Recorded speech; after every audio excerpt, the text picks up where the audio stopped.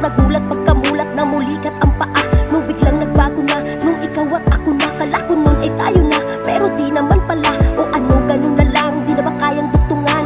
Pakikitungo mo na tila ba natuldukan? Sa pakikisama mo sa'kin isang kaululan. Ako'y nahulog pagkatapos mong bigyang kahulugan. Ba't mo kong ginanito yan? Ba tungo ng ina mo? Matapos mahalin ano, pasakit lang ang nata mo. Noon nahulog din ako, pero parang iba to. Dahil ang pareho lang ay di nila ako sinalo. Balang araw alam ko lahat ng yan mabubura. At kapag nangyari yung fuck you ka sa'kin, huyo ka. Kahit nagmukhang tanga, at least ngayon natuto na. Tangin ng pag-ibig to, bakit kasi nauso pa?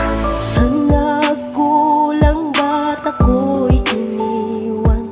Lahat ba'y di sapat? Binigay na pagmamahal. Sa nagkulang at ako'y sinaktan.